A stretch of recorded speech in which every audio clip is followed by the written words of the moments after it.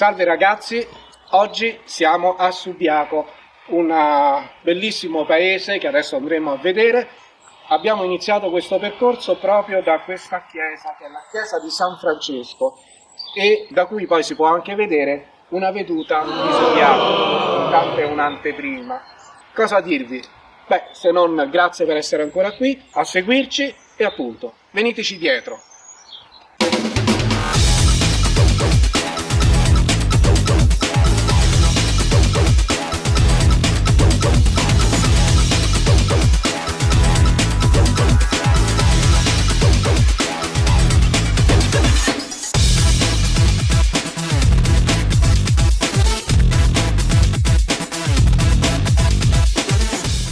Bene, ci stiamo avvicinando a Subiaco, cioè nel senso che già stiamo nel paese di Subiaco, però non riesco a trovare la strada per entrare.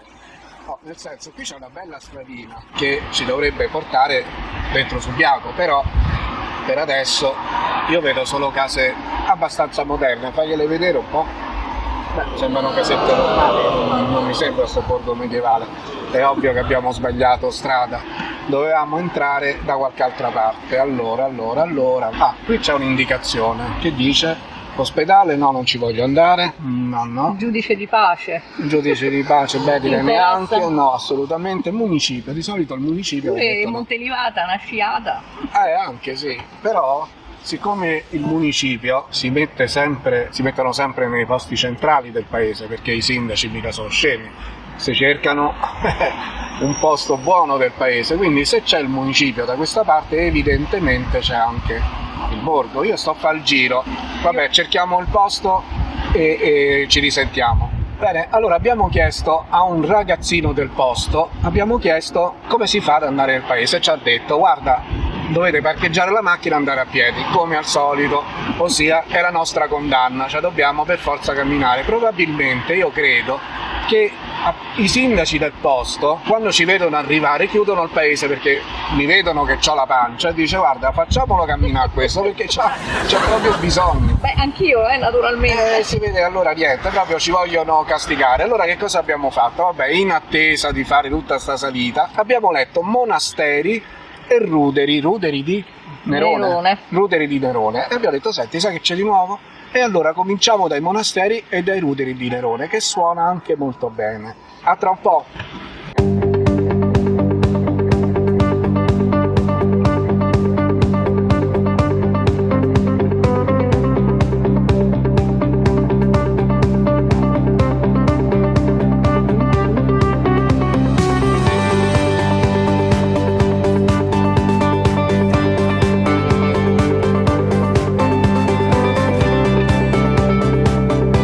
Eccoci qui arrivati alla fine, all'inizio stiamo, ma eccoci arrivati ai monasteri di San Benedetto, ed è abbastanza chiaro, infatti potete leggere la scritta ora et labora, ossia prega e lavora.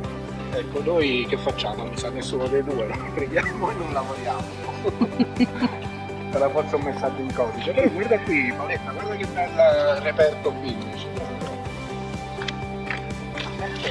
Io qua leggo un'attrattiva importante storica. Lo trovi? Ristorante e bar.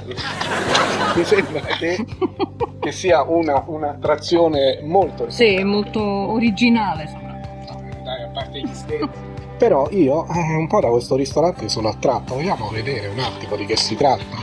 No, perché sì, è vero che però anche... va bene orare, ok, lavorare, ma anche mangiare, no? Ma mi sembra chiuso. È chiuso, però guarda quanto è bello. Cioè, non so se mi spiego. Questo d'estate deve essere proprio magnifico, tutto il panorama. Bello. Allora, qui vedo in dietro, professoressa, l'abside si chiama questo. Sì. L'abside di una chiesa. Credo sarà sempre medievale, no? Certo. È medievalissimo. Proprio romanica. Sì. Ma addirittura anche paleocristiana.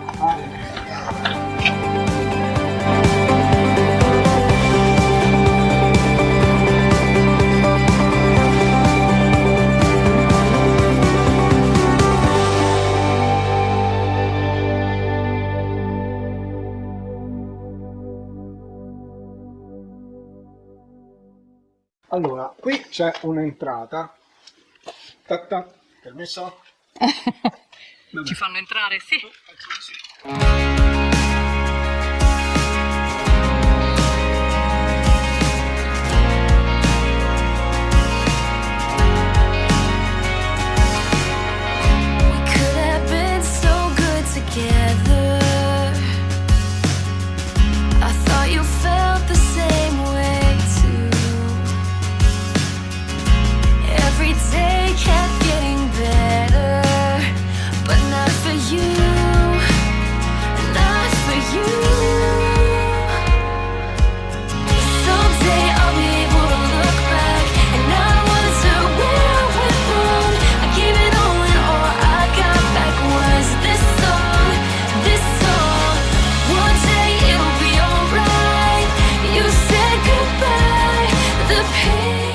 Questi sono i classici luoghi dei monasteri, così in alto, luoghi isolati per la preghiera.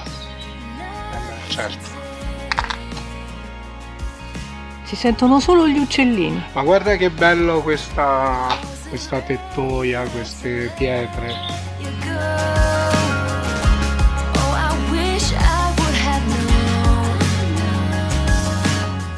Questo è uno dei monasteri sopravvissuti tra quelli fondati da San Benedetto. No, in realtà non lo sapevo. E poi all'interno nel 1400 e tante c'è stato il primo doppio per la stampa. Quindi qui sono nati in Italia.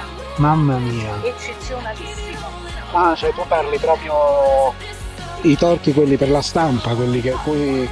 Ah. In effetti si stampa erano i monasteri. Venivano in effetti trascritti tutti i documenti a mano e quindi tutte le scritture. Va bene ragazzi, ormai avete capito, io sono l'asino della situazione della professoressa.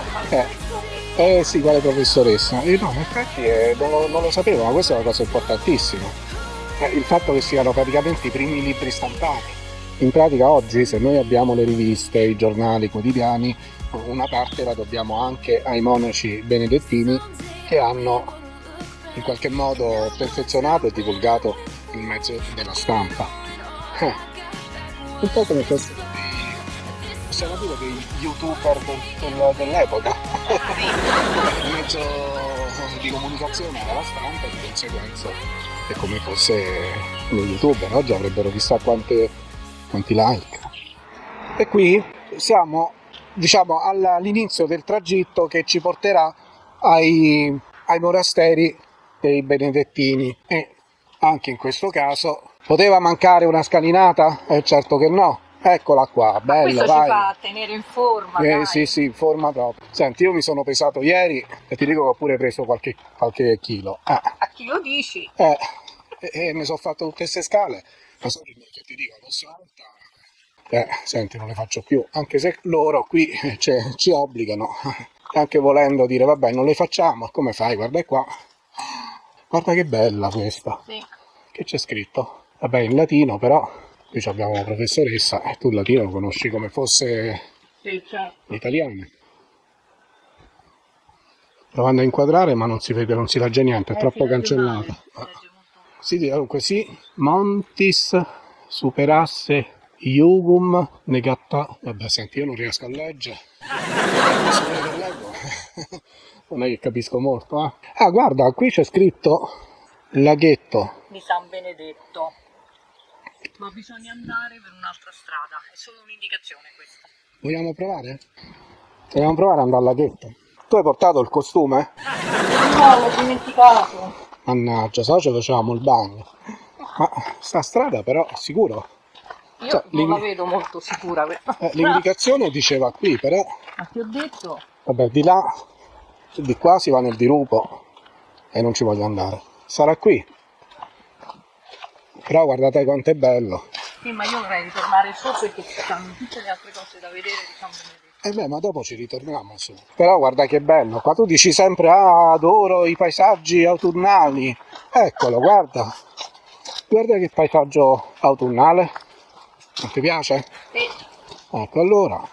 Ed ecco che abbiamo preso il sentiero che ci dovrebbe portare al laghetto di San Benedetto, un laghetto che è proprio in mezzo ai boschi, in mezzo alle montagne, e qui potete vederle.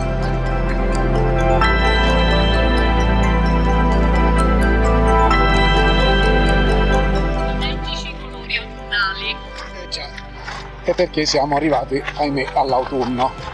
E dico ahimè perché io preferisco l'estate. Ditemi quello che vi pare, cioè, tanto ci sono come le fazioni. In ogni cosa ognuno appartiene a una fazione. Io appartengo alla fazione degli estatisti, cioè degli amanti dell'estate. Poi ci sono gli autunnisti, amanti dell'autunno. Ma gli invernisti non li capisco, quelli che amano l'inverno sinceramente hanno dei problemi, perché scusate se l'ascolto, c'è qualcuno a cui piace l'inverno, fa freddo, piove, bisogna stare sempre coperti. Molti lo amano per via degli sport. Ah vabbè, ma se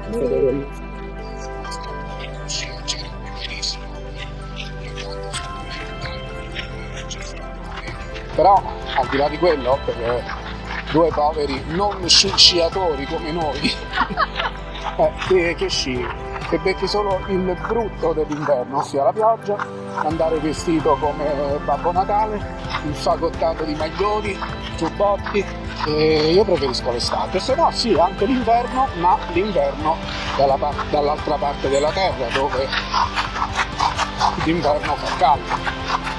Allora, siamo arrivati, qua dice scopri la bellezza dell'Ansa Destra. Scopri la bellezza dell'Ansa Destra. Queste sono delle cascate. E il lago? Queste sono. Ma questo sarà il lago, ma è bellissimo. Vediamo se riusciamo a inquadrare da qua. Non ruzzolare? Che se ruzzoli io non ti vengo a prendere.